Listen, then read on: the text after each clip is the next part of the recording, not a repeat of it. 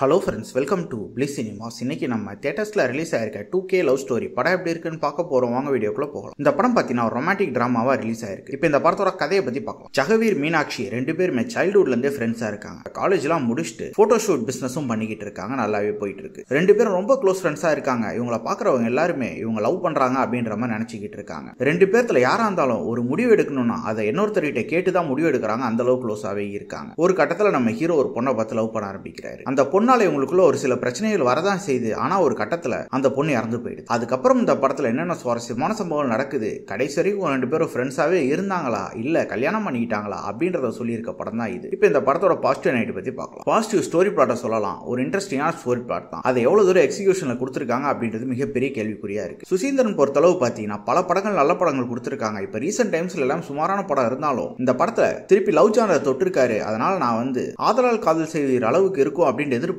ஆனா அதை விட கொஞ்சம் கம்மியா தான் இருக்கு. படத்துல இவங்க ரெண்டு பேருக்கு நடுவுல காமிச்சிருக்க ஃப்ரெண்ட்ஷிப் விஷயம் பார்க்கறதுக்கு நல்லாவே இருந்தது. லவ் போர்ஷன்ஸும் நல்லாவே இருந்தது. காமெடி போர்ஷன்ஸ் பொறுத்தளவு பாத்தீங்கன்னா அங்கங்க ஒரு சில இடத்துல ஒர்க் அவுட் ஆயிருக்கு, ஒரு சில இடத்துல கிரிஞ்சா இருக்க தான் செய்யுது. பெர்ஃபார்மன்ஸ் வைஸ் பார்க்கும்போது ஹீரோவும் ஹீரோயினும் கொஞ்சம் நல்ல பெர்ஃபார்மன்ஸே கொடுத்துருக்கலாம். கொஞ்சம் ஆவரேஜா தான் பண்ணிருக்காங்க. பாலசரவணன் முடிஞ்ச அளவு படத்தை காப்பாற்ற ட்ரை பண்ணிருக்காங்க. அவங்க பெர்ஃபார்மன்ஸ் அல்டிமேட்டாவே இருந்தது. டெக்னிக்கல் ஆஸ்பெக்ட்ல சினிமோட்டோகிராஃபில ரொம்ப கலர்ஃபுல்லா படத்துக்கு என்ன வேணுமோ அதை பக்காவா பண்ணி கொடுத்துருக்காங்க. சவுண்ட் எஃபெக்ட்ஸ்லாம் நல்லாவே இருந்தது. பிஜிஎம் அங்கங்க ஓகேவா இருந்தது. சாங்ஸ் இன்னும் கொஞ்சம் நல்லாவே பண்ணிருக்கலாம். ஸ்கிரீன் பிளேஸ் பார்க்கும்போது படம் கொஞ்சம் ஆன் அண்ட் ஆஃபா தான் இருக்கு. ஒரு சில போர்ஷன்ஸ் நல்லா இருக்கு. பல சீன்ஸ் படத்துக்கு தேவையில்லாத காட்சிகள்லாம் இருக்கதான் செய்யுது. இன்னும் கொஞ்சம் நீட்டா எழுதியிருந்தாங்கன்னா அந்த படம் வேற லெவல்ல ஒரு படமா வந்திருக்கும். ஓவராலா பார்த்தீங்கன்னா இது ஒரு ஒன் டைம் வாட்சபிள் படம் தான். வேணும்னா ட்ரை பண்ணி பாருங்க. இன்னொரு வீடியோவில் சந்திக்கலாம்.